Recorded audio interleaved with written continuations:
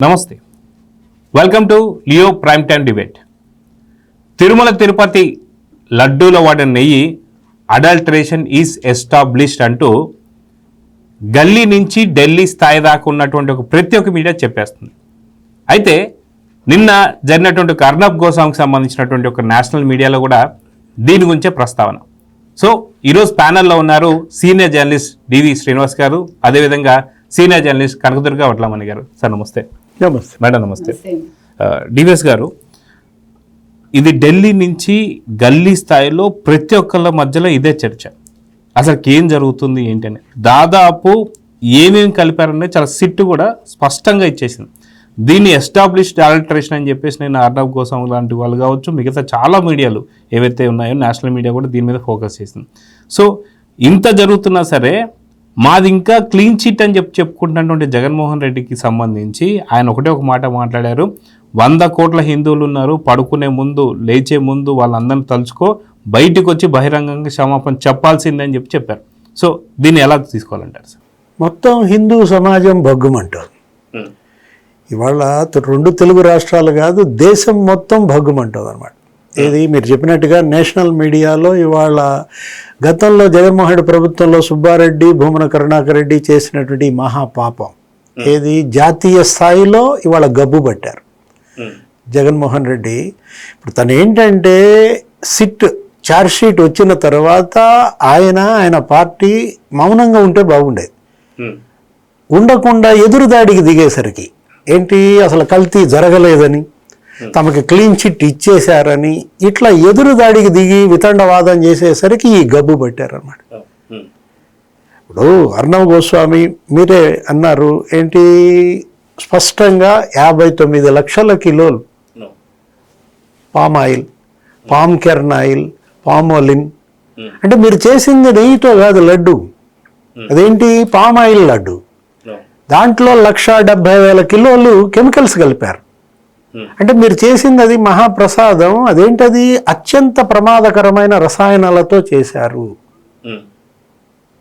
అంటే భక్తుల ఆరోగ్యంతో చెలగాటం ఆడారు. అసలు స్వామివారికి నైవేద్యంగా పెట్టడం కాదు, అక్కడ ధూప దీపాలకు కూడా వాడతారు. ఏది నెయ్యితోనే దీపారాధన జరుగుతుంది, నెయ్యితోనే అభిషేకాలు జరుగుతాయి. అట్లాంటిది మరి కెమికల్స్ పోశారు, రసాయనాలు అనమాట అదంతా కూడా. అదేంటి ఆ రంగు రావటం కోసమేమో ఆ బీటా కెరటినో ఏదో కలిపారు, ఆ వాసన రావటం కోసమేమో ఆ ఎసిటిక్ యాసిడ్, ఈస్టర్ అవి కలిపారు. ఆ మోనోగ్లిజరైడ్స్ కొరియా నుంచి కొనుక్కొచ్చారు. ఇప్పుడు తిరుమల ఇవాళ మరి కొరియా ఇదేంటి అసలు ఏంటి. ఇప్పుడు ఆ సుగంధ్ కెమికల్స్ అనే అతను ఆ బోలేబాబా డైరీకి వెళ్తే అక్కడ 200 కిలోల డ్రమ్ముల్లో ఇవి దొరికాయి. ఈ లప్సాకి దీనికి ఏంటి అసలు, ఎందుకు లప్సా దీనిలో కలిపారు? 8,900 కిలోలు లప్సా అంటే ఏంటి, ఆ బాత్రూములు టాయిలెట్లు వాడేది అది దీనిలో కలిపారు. అంటే ఆ పామాయిల్ అది తెలియకుండా ఉండటం కోసం ఆ రోజు పోటు కార్మికులు ధర్మారెడ్డికి కంప్లైంట్ చేశారు.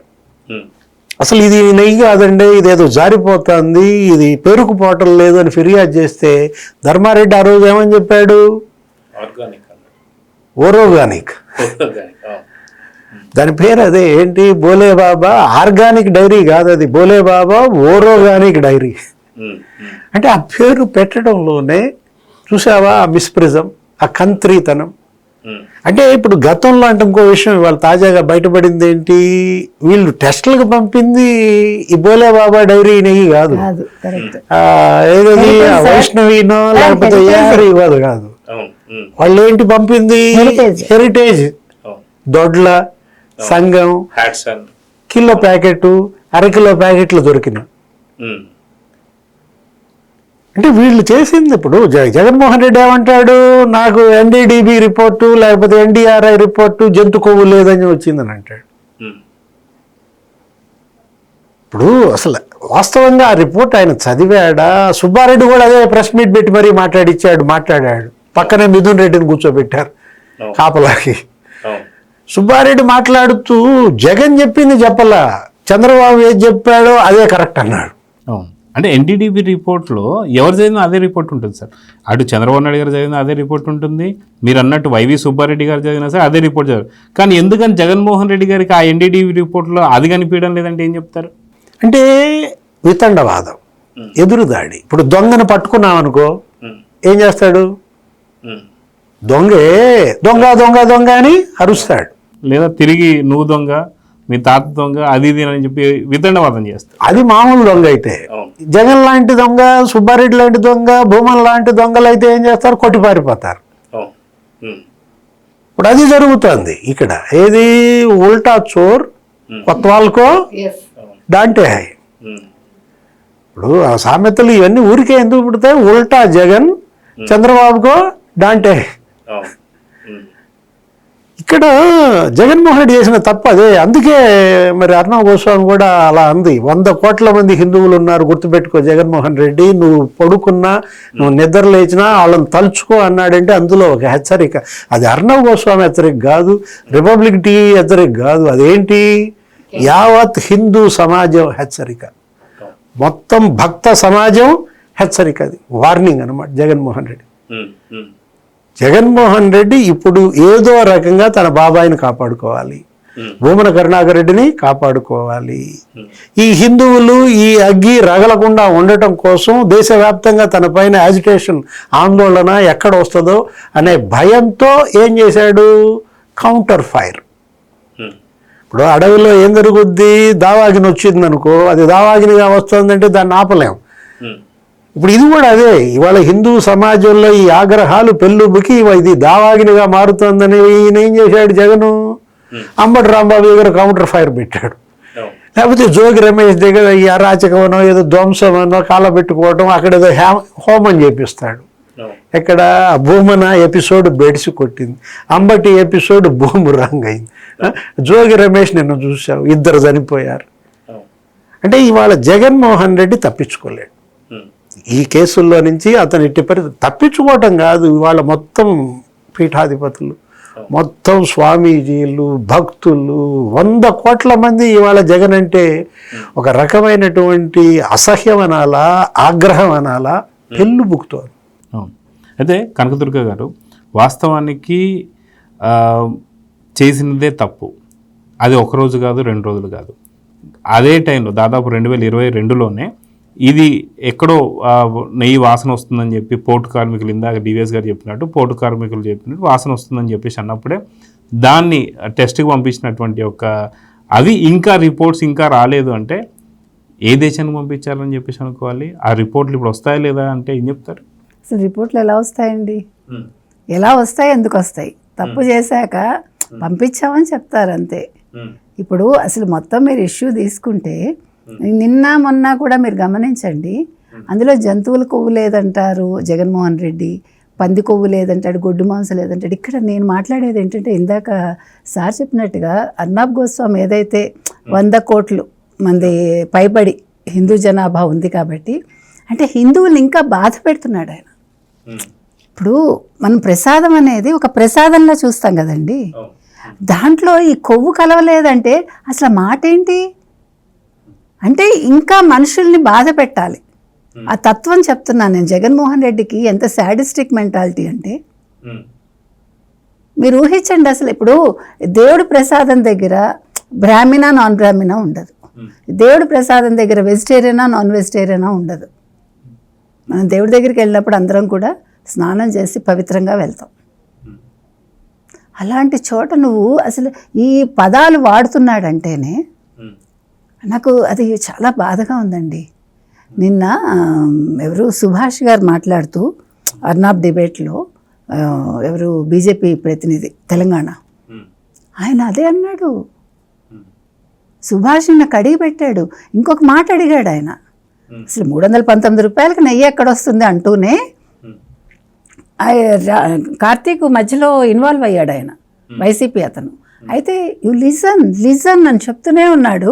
అన్నాక నువ్వు ఒక్క మాట చెప్పు కార్తీక్, అసలు మీ వైసీపీ వాళ్ళు 2019-24 మధ్యలో తిరుమల తిరుపతి దేవస్థానంలో ఎంతమంది క్రిస్టియన్స్ని మీరు అపాయింట్ చేశారు, ఎంతమంది ముస్లిమ్స్ని అపాయింట్ చేశారు, ఇదే పని మీరు 2019-24 మధ్యలో మస్జిదుల్లో కానీ లేదు చర్చిల్లో కానీ ఎవరినైనా అపాయింట్ చేశారా? హిందువుల్ని చేయగలరా? నిలదీశాడు ఆయన. ఇందాక మీరు చెప్పినట్టు మొత్తం ఈ కల్తీల గురించి మాట్లాడాడు ఆయన.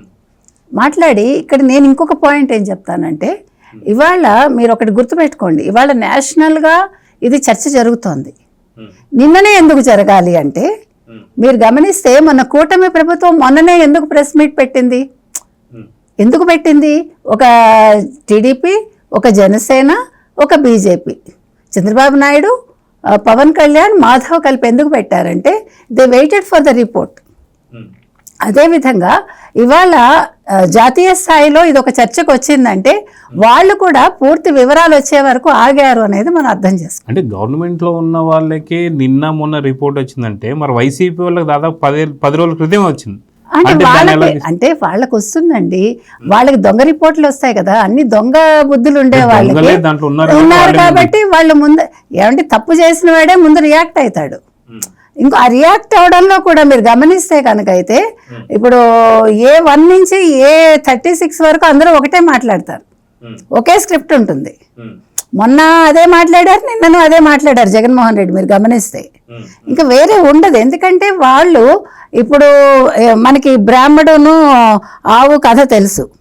ఆవు కొనుక్కుని వెళ్తుంటే మ్యాక్ అంటాడు ఒకడు, మీకు తెలుసా? 4 దొంగలు దాన్ని చూస్తారు, ఎలాగైనా ఆవుని వాళ్ళు కాజేయాలనుకుంటారు. అనుకుని ఫస్ట్ దొంగ కనిపిస్తాడు, ఫస్ట్ బ్రాహ్మడు వస్తే ఫస్ట్ ఒక దొంగ వస్తాడు. వచ్చి అదేంటి బ్రాహ్మడు గారు మీరు మేకను పట్టుకెళ్తున్నారు అంటాడు. అదేంటయ్యా అలా అంటావు, నేను ఆవును కొనుక్కుని వెళ్తుంటే సంతలో అంటాడు ఆయన. ఇంకొంచెం ముందుకు వెళ్ళాక ఇంకొక దొంగ మళ్ళీ అదే ప్రశ్న వేస్తాడు. అలా 3 వేశాక 4వ వాడు అదే అడిగేసరికి ఆ బ్రాహ్మణ్ నిజం అనుకుంటాడు, ఓహో నేను మేకను పట్టుకెళ్తున్నానంటే అమ్మో దీన్ని ఇంటికి తీసుకెళ్తాం ఏంటని వాళ్ళకి ఇచ్చి వెళ్ళిపోతాడు. ఈ కథ కరెక్ట్గా వైసీపీ వాళ్ళకి అప్లై అవుతుంది. ఎందుకంటే తప్పు చేసింది వాళ్ళు, ఏం తప్పులు చేశారో వాళ్ళకి తెలుసు కాబట్టి వాళ్ళ పొన్నవోలు చెప్పిన మాటని చంద్రబాబు నాయుడు గారికి ఆపాదిస్తున్నారు. ఏది? పందికొవ్వు అనే మాట. ఫస్ట్ పందికొవ్వు గురించి పొన్నవోలు కదండి చెప్పారు, మాట్లాడింది ప్రెస్ మీట్ పెట్టి ఆయన కదా. తర్వాత ఈ జగన్మోహన్ రెడ్డి ఏం చెప్పారు? అవి కొన్నిసార్లు అంటే ఆవులు కావచ్చు ఏదైనా కూడా మేత తక్కువ తిన్నా దానికి ఏదో ఒక చిత్రమైన లాజిక్ చెప్పాడు. మాల్న్యూట్రిషన్ లో ఉన్నప్పుడు అది కల్తీ జరుగుతుంది అంటే మరి ఇది మనకు తెలియదు. ఇప్పుడు నేను ఎందుకు చెప్తున్నానంటే ఒక స్త్రీగా మేమందరం కూడా పిల్లలకు పాలు ఇచ్చిన వాళ్ళమే, కానీ ఈ కొత్త లాజిక్ మాకెవరికి తెలియదు. అంటే మనం ఎంతో జంతువులు అంతే కదా, ఎస్పెషల్లీ ఆవులు. అంటే వీళ్ళు అన్నీ తెలుసు వాళ్ళకి, వాళ్ళు ఏం తప్పులు చేశారో తెలుసు కాబట్టి దాన్ని సమర్థించుకోవటానికి ముందే గగ్గోలు పెట్టేశారు. కానీ వాళ్ళు ఊహించిన విషయం నిన్న ఏం జరిగిందంటే అర్నాబ్ గోస్వామి నిన్న ఇచ్చి పడేశారు. అదేవిధంగా బీజేపీ తరఫున సుభాష్ గారు పాయింట్ వైజ్ మాట్లాడి ఆయన నోరు ఎత్తలేకుండా చేశారు. ఇవాళ హిందువులందరూ మనం ఇంతకుముందు కూడా చెప్పుకున్నాం, స్వామీజీలు రావాలండి, మఠాధిపతులు రావాలి, హిందువులందరూ ఏకం కావాలి. ఇప్పుడు ఇంకొక పాయింట్ ఏంటి తెలుసా అండి, ప్రసాదం అనేది మనకి ఒక దాన్ని ఏమంటారు, అది ఇమోషన్. మనకి ఎంత పెద్ద ఇమోషన్ అంటే మీరు ఇవాళ నాకు ప్రసాదం తీసుకొచ్చి పెట్టి రేపు మన డివిఎస్ గారు తెచ్చిపెట్టినా కూడా నేను అంతే భక్తితో తీసుకుని అలాగే కళ్ళకద్దుకుని తింటాను. నేను నిన్న తిన్నా కదా ఇవాళ ఎందుకని అనుకోను నేను. సో దీని పాయింట్ మీదనే జర్నలిస్ట్ సాయి మాట్లాడుతూ నిజంగా లప్సా లాంటి టాయిలెట్ క్లీనర్స్ కలిపారు లేదా కెమికల్స్ కలిపారని చెప్పి అంటున్నారు కదా, మరి భక్తులకి ఏం కాలేదు కదా, వాస్తవానికి నిజంగా అట్లా కలుపుకొని తింటే ఏమీ కాదా? అయితే ఒక పని చేయండి, మీ ఇంట్లో ఉన్న స్వీట్లో లేదా లడ్డూను తీసుకొచ్చేసి టాయిలెట్ క్లీనర్లో ముంచేసుకొని తినండి, ఏమైద్దో లేదో చూద్దాం అన్నట్టు మాట్లాడుతున్నారు. కానీ దీనిపైన చంద్రబాబు నాయుడు గారు కూడా చాలా క్లారిటీగా ఏం చెప్పారంటే నిజంగా స్వామివారి అనుగ్రహం ఎలా ఉంటుందని మనం చెప్పుకున్నామా? అవును, అదే విధంగా నేను అదే చెప్తున్నా. ఇప్పుడు అసలు ముందు సాయిని, ముందు హిందూ సంఘాలన్నీ సాయిని పిలిచి ముందు ముంచి తినిపించండి. Seriously, I'm not joking. We have to call him. అతన్ని ఫస్ట్ తినిపిద్దాం, అతను ఎదురుగుండానే అతన్ని ముంచుకొని తినమందాం. ఒక ప్రసాదాన్ని తీసుకొచ్చి మీరు అందులో ముంచుకొని తినమంటున్నాడంటే ఎంత వైసీపీ కొమ్ము కాస్తున్నాడు. విజయసాయిరెడ్డి చెప్పాడు కదా, పేటీఎం అని చెప్పాడు కదా, నా చేతులతో ఇచ్చానని చెప్పాడు కదా. అసలు హిందువుని చెప్పుకోక సాయి పేరు కూడా మార్చుకో. మీకు తెలుసా ఆయన పేరు కింద ఏమిస్తారో కమెంట్స్ లో? నేను చెప్పను ఆ పదం, తెలుసా మీకు? కసాయి అంటారు అతన్ని. కింద కమెంట్స్ లో అతన్ని కసాయి అని పెడతారు. తెలుసా మీకు? అది మనం వాడకూడదు, వాళ్ళు పెట్టింది. అందుకని ఇవాళ ఈ మాట మాట్లాడినందుకు నిజంగా కషాయ అయితేనే కదా మాట్లాడాలి. కాబట్టి నేనేం అడుగుతున్నానంటే సాయి గారిని పిలిచి మనం, సాయి గారు మేము మీకు తిరుపతి లడ్డు ఇస్తాము, ఇప్పుడు లడ్డు ఇస్తాము, దాన్ని మీరు ముంచుకొని తినండి అని చెప్తాం. ఇది చాలా తప్పండి. ఇప్పుడు మీరు వెనకేసుకు రండి, మీకు ఇష్టమైతే అవ్వనివ్వండి. కానీ మీరు ఇందాక సార్ చెప్పినట్టు, నిన్న అర్నాబ్ గోస్వామి చెప్పినట్టు 100 కోట్ల హిందువుల మనోభావాలు ఇందులో ఉన్నాయి. కాబట్టి సాయి లాంటి వాళ్ళ మీద కేసు పెట్టచ్చు మనం, తప్పేమీ లేదు. ఎందుకంటే ఇది సత్యం కాబట్టి. ఇక్కడ అసలు మనందరం కూడా తిన్నామండి 22లో మనం చూసాం అది. ఇప్పుడు మీరు ఇందాక మనం అనుకున్నట్టుగా ఎందుకు ఇది నెగిటివ్ ప్రభావం చూపించలేదంటే, మీరు వెంకటేశ్వర స్వామిని నమ్మితే, మీరు నిజమైన భక్తుడైతే, ఇప్పుడు మట్టి తిన్నా మందు అవుతుందంటారు చూడండి కొన్ని సందర్భాల్లో, అలాగా ఆ ప్రసాదం మనకి ప్రసాదం లాగానే లోపలికి వెళ్తుంది. వీళ్ళు ఎన్ని కుట్రలు కుతంత్రాలు పన్నినా అది మన బాడీని ఏమీ చెయ్యదు. అది స్వామివారి మీద భక్తి వల్ల. అంటే నిజంగా దేవుడు ఉన్నట్టే. నిజంగా దేవుడు ఉన్నాడు కాబట్టి ఇవాళ ఇవన్నీ బయటకు వచ్చాయి, ఇంకా వస్తాయి. కాబట్టి ఇప్పుడు ఎందుకు జరగలేదు అంటే, నువ్వు టెస్టులు చేయొచ్చు, జరగాలని కోరుకుంటున్నావా నువ్వు? ఇంకొక మాట కూడా నేను మొన్న అన్నానండి. ఇప్పుడు వీళ్ళు హిందువుల జనాభా తగ్గించదలుచుకున్నారా? వీళ్ళు వెంకటేశ్వర స్వామి గుడికి హిందువులు రాకుండా చేయాలనుకుంటున్నారా? వాటికాన్ ఇవాళ నెంబర్ 1 కాదు కాబట్టి దీని పరపతి తగ్గించాలనుకుంటున్నారా? ఏ దురుద్దేశంతో మీరు ఇవన్నీ చేశారు? 235 కోట్లు పక్కన పెడితే మీ ఇంటెన్షన్ ఏంటి అసలు? నిన్నను ఇంకొక డౌట్ కూడా నేను వ్యక్తపరిచా. ఏంటి తెలుసా అండి, ఇప్పుడు మహిళలకు ఏమన్నా అంటే సంతానోత్పత్తి విషయంలో ఇది ఏదన్నా చెడు చేస్తుందా, దీని మీద కూడా టెస్టులు చేయించాలి. ఎందుకంటే వాళ్ళు అంత కుతంత్రాలు కూడా పన్నే అవకాశం ఉంది. మీరు నన్ను తప్పుగా అనుకోవద్దు, ఇది చాలామంది వ్యక్తపరిచారు నా దగ్గర, బయట మహిళలు కూడా. ఇది చాలా ముఖ్యమైన అంశం. అంటే వీళ్ళు జనాభా నియంత్రణ కోసం ప్రయత్నించారా, హిందూ జనాభా ప్లస్ హిందువుల మనోభావాల మీద దాడిది. అంటే మీకు పరమ పవిత్రమైనది ప్రపంచంలో ఉండే ఏ హిందువుకైనా తిరుమల తర్వాతే కదా ఏదైనా. అంటే అందరి దేవుళ్ళు ఉన్నారు మనకి, అందరి దేవుళ్ళని మనం పూజిస్తాం. కానీ ఆ తిరుమల అనేసరికి అదొక ప్రత్యేకత. కాబట్టి ఇవాళ మీరు ఇంతమంది హిందువుల మనోభావాలతో ఆటలాడుకున్నారు. కాబట్టి నిన్న అర్నాబ్ చెప్పడం మనం అంతకుముందే అడిగాం, జగన్మోహన్ రెడ్డి క్షమాపణ చెప్పాలి, వైవి సుబ్బారెడ్డి చెప్పాలి, కరుణాకర్ రెడ్డి చెప్పాలి, ధర్మారెడ్డి చెప్పాలి. మీరు ఇప్పుడు విజయభాస్కర్ రెడ్డిని బలి చేసేసో లేకపోతే ధర్మారెడ్డిని బలి చేసేసో కేసు క్లోజ్ అయిపోతుంది అనుకుంటే కుదరదు.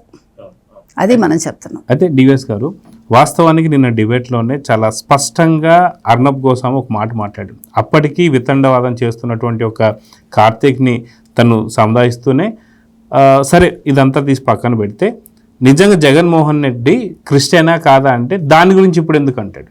లేదు చెప్పు అని చెప్పి ఎంతసేపు మాట్లాడినా సరే అదే పద్ధతి చూశారు. అదేవిధంగా ఆ యొక్క డిబేట్లోనే మనం చూసుకుంటే జోష్నా గారు, టీడీపీకి సంబంధించిన నేషనల్ స్పోర్ట్స్ పర్సన్, ఆవిడ కూడా మాట్లాడుతూ అడల్టరేషన్ జరిగిందా లేదా, సిట్ రిపోర్ట్లో ఏమి వచ్చింది, సే ఎస్ ఆర్ నో అని చెప్పి ఆఖరి దాకా అడిగితే కూడా సేమ్ అదే రకం స్పందన. అక్కడ కూడా మతాన్ని ఎందుకు వస్తున్నాడని చెప్పి మాట్లాడు. నిజంగా మతాన్ని తీసుకురావాలా వద్దా? నిజంగా జగన్ క్రిస్టియానిటీతో అవసరం ఉందా లేదంటే ఏం చెప్తారు సార్?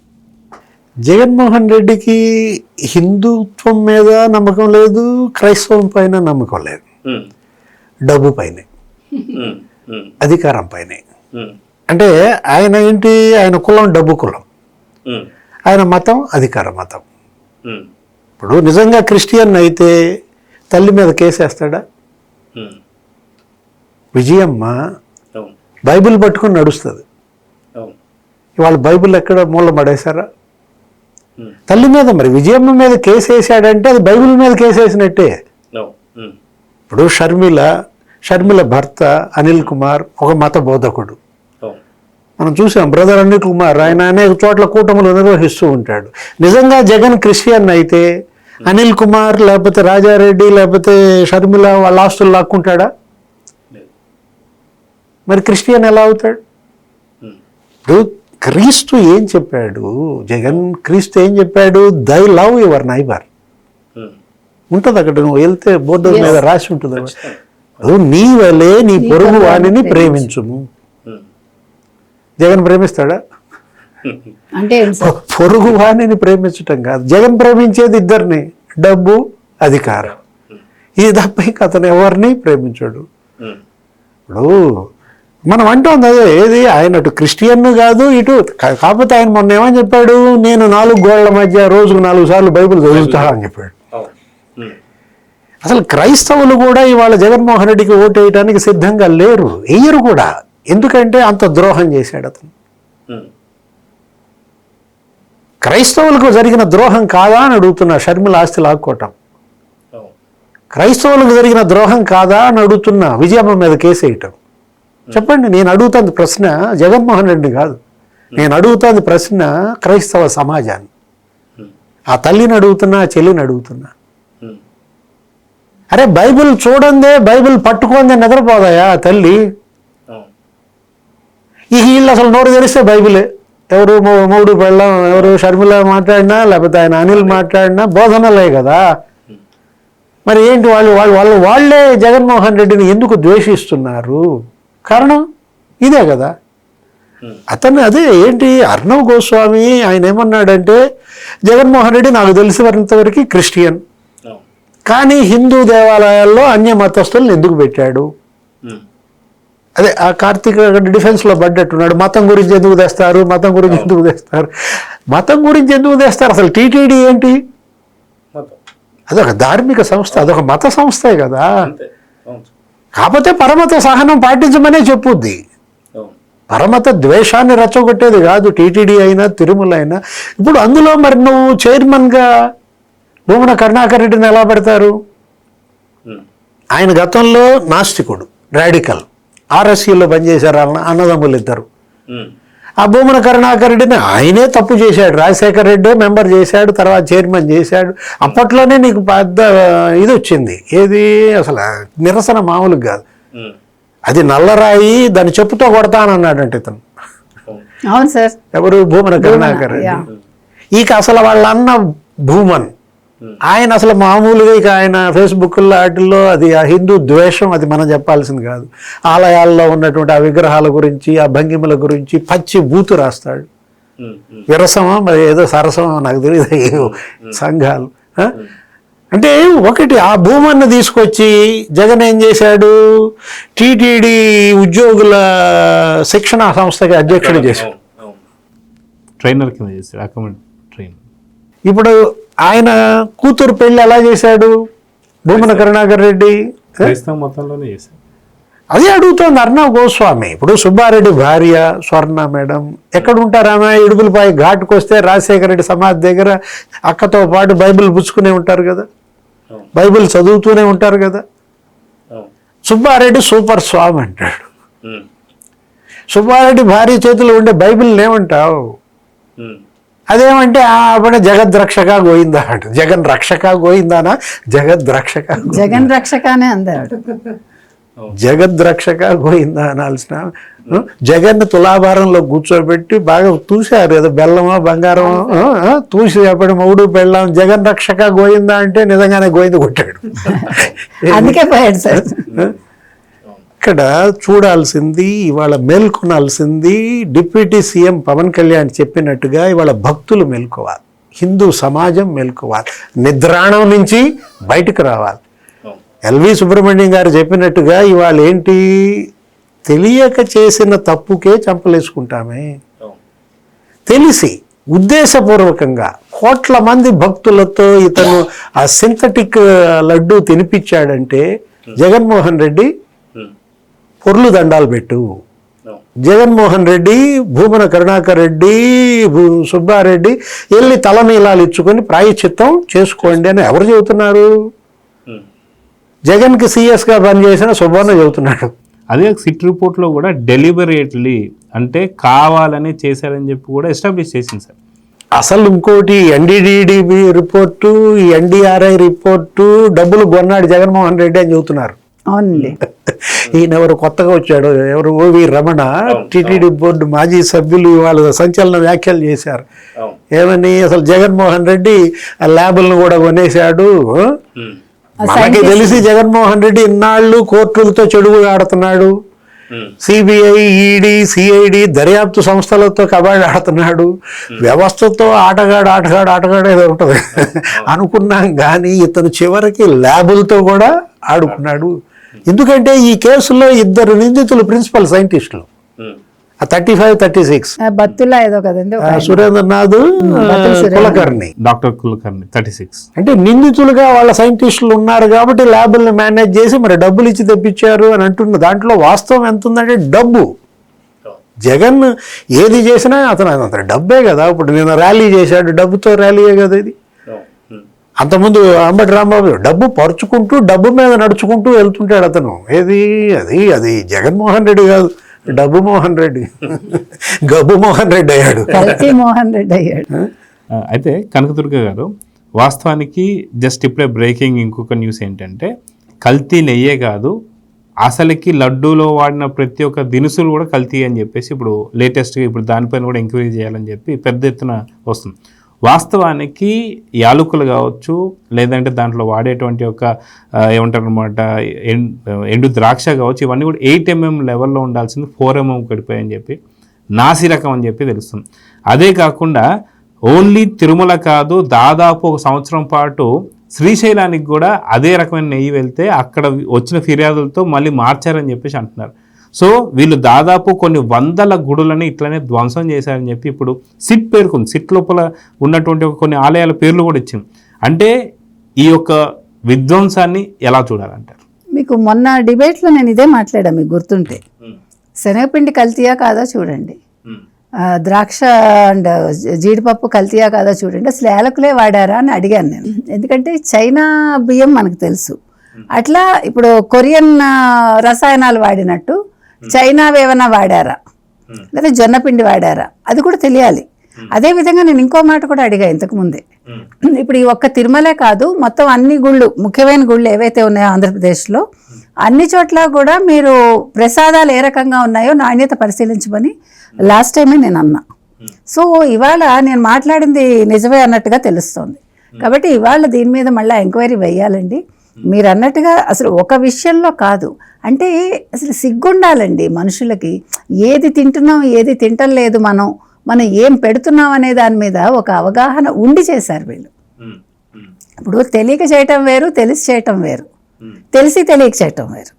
ఇక్కడ అన్నీ తెలిసి చేసి ఈ బుకాయింపు ధోరణి ఉంది చూశారు, దీన్ని మించిన ఒక ఏవనాలి, దానికి నిష్కృతి లేదు చెప్పాలంటే. నిజంగా చెప్తున్నా, వీళ్ళు పొర్లు దండాలు పెట్టినా వీళ్ళు అనుభవించాల్సింది అనుభవిస్తారు. ఇది మీరు తప్పుగా అనుకున్నా రైట్గా అనుకున్నా నాకేం పర్వాలేదండి. వెంకటేశ్వర స్వామితో పెట్టుకుంటే ఏమవుతుందో జగన్కి బాగా తెలుసు. సేమ్ ఇదే పరిస్థితి అసెంబ్లీ సాక్షిగా నారా చంద్రబాబు నాయుడు గారు గతంలో 2 కొండలు చాలు అని చెప్పేసి అన్నప్పుడు రాజశేఖర రెడ్డి గారిని అసెంబ్లీ సాక్షిగా ఆయన చెప్పారు. ఈ యొక్క విజువల్స్ మనకి ఇప్పటికీ కూడా ఇంటర్నెట్లో కనిపిస్తుంది. సేమ్ ఇప్పుడు అదే లెవెల్లో ఇప్పుడు మళ్ళీ చంద్రబాబు నాయుడు గారు చెప్తున్నా సరే కనీసం తప్పొప్పుకోకుండా మళ్ళీ క్షమాపణ చంద్రబాబు నాయుడు గారే చెప్పాలని చెప్పి అంటున్నారు. అదే కదా ఫన్నీ చూసారా అసలు. అంటే దొంగ, ఇందాక మీరు అన్నట్టుగా దొంగ ఏం చేస్తాడు, దొంగ దొంగ దొంగ అని అరుస్తాడు తప్పించుకోవటానికి. అట్లాగే ఈయన తప్పు చేసి ఈయన ప్రాయశ్చిత్తం చేసుకోకుండా, ఈయన క్షమాపణ చెప్పకుండా చంద్రబాబు నాయుడు గారు చెప్పాలట పందుకోవన్నందుకు. మీ పొన్నవాళ్ళని ఏం చేస్తావు జగన్మోహన్ రెడ్డి? మరి పొన్నవాళ్ళని ఏం చేస్తావు నువ్వు? పొన్నవాళ్ళ ప్రస్తావన ఎందుకు తేవట్లేదు? మనం అడుగుతున్నది అది. ఆయన నాకు వెంకటేశ్వర స్వామి మా కులదైవం అని చంద్రబాబు నాయుడు గారు చెప్తున్నారు. మీరు అక్కడికి వెళ్ళి నాకు దేవుడి మీద నమ్మకం ఉందని నేను సంతకం పెట్టినని తిరుమల వెళ్ళటం మానేసావు నువ్వు డిక్లరేషన్ ఇవ్వడానికి. నువ్వు మళ్ళీ హిందువుగా మారానంటావు. మీ స్వరూపానందేంద్ర స్వామి నేను హిందువుగా మార్చాడు అంటే ఓట్ల కోసం నువ్వు మతం మారుతావు. మీకు అర్థమైందా? ఓట్ల కోసం నువ్వు ఏమైనా చేస్తావు. ఇప్పుడు మీరు 2029 ఎన్నికల ముందు కావాలంటే నేను రాసిస్తా ఇవాళ మీకు క్షమాపణ చెప్తాడు ఆ రోజు హిందూ భక్తులకి ఓట్ల కోసం అవసరమైతే. అంటే వేస్తారా హిందూ భక్తులు? వెయ్యరు. మాటకి చెప్తున్నా అలాంటి నేచర్ అని. అంటే తనకు అవసరమైతే తనకి దానివల్ల బెనిఫిట్ ఉంటుందంటే ఎంతకైనా తెగిస్తాడు.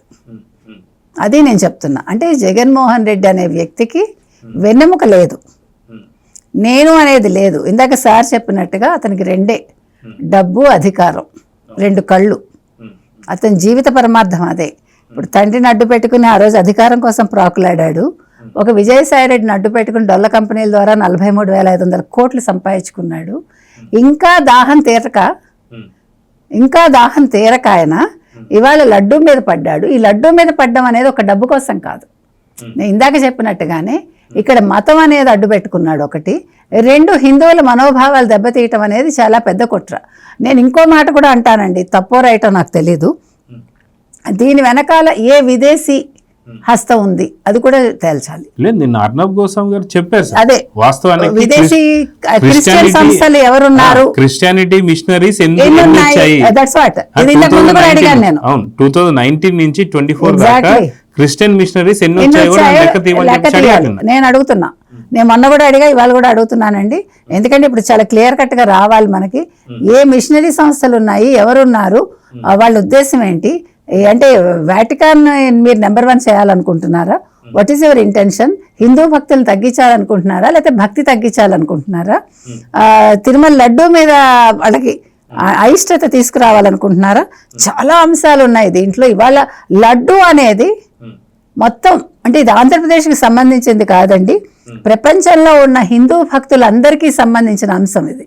కాబట్టి ఇవాళ ప్రపంచంలో ఉన్న హిందూ భక్తులు కావచ్చు, మఠాధిపతులు కావచ్చు, పీఠాధిపతులు కావచ్చు, అంటే నేను హిందువుని అని చెప్పుకునే ప్రతి ఒక్కళ్ళు దీని మీద స్పందించాలి. అంటే జగన్మోహన్ రెడ్డి అనే వ్యక్తికి అసలు లడ్డూ విలువేంటి, వెంకటేశ్వర స్వామి అంటే ఏంటో వాళ్ళు ఏ రకంగా తెలియజెప్తారో నాకు తెలియదు. తెలియచెప్పాలని నేను కోరుతున్నాను. డివిఎస్ గారు, ఆఖరిగా మనం చూసుకుంటే భూమన కరుణాకర్ రెడ్డి కూడా ఒక నేషనల్ మీడియాకి జస్ట్ ఒక బయట ఇస్తూ తను ఏమంటున్నాడంటే, ఎస్ కల్తీ జరిగింది, బట్ దాంట్లో కొవ్వు లేదు అని అక్కడ నేషనల్ మీడియాకి ఒక రకంగా చెప్తున్నాడు. ఇక్కడికి వచ్చేసి కల్తీయే జరగలేదు, మాదంతా క్లీన్ చిట్ అని చెప్పి ఇక్కడ ఒక రకంగా చెప్తున్నారు. వైసీపీ నేతలు కొంతమంది సేమ్ ఇదే స్ట్రాటజీ ఫాలో అవుతున్నారు. అంటే కల్తీ జరిగింది, కానీ మనం ఇంకొక రకం కూడా చూసుకుంటే సార్, ఎంతో కొంత వైవి సుబ్బారెడ్డి గారు మేలే అనిపిస్తుంది జగన్మోహన్ రెడ్డి గారితో పోలిస్తే. ఎందుకంటే ఆయన ఏమంటున్నాడు, కల్తీ జరిగి ఉండొచ్చు కానీ అది కింద ఉండేటువంటి ఒక ఉద్యోగులు చేశారేమో నాకు తెలియదు అని చెప్పి అంటున్నారు. కానీ జగన్మోహన్ రెడ్డి గారు అసలు దేన్ని ఒప్పుకోకుండా కల్తీ జరగలేదు, మాదంతా క్లీన్ చిట్ అంటున్నాడు. సో ఎలా చూడాలి సార్ వీళ్ళ వ్యాఖ్యలను? వీళ్ళలో వీళ్ళే 2-3 రకాలైన వ్యాఖ్యలను ఎలా చూడాలంటారు? అంటే ఇక్కడ మనం స్పష్టంగా ఇవాళ సిట్ ఇచ్చినటువంటి ఆ 11 పేజీల నివేదిక ప్రభుత్వానికి ఇచ్చిన దాంట్లో 3 అధికారులపై చర్యలు తీసుకోమని ప్రభుత్వం సింగాలపై వేటేసింది.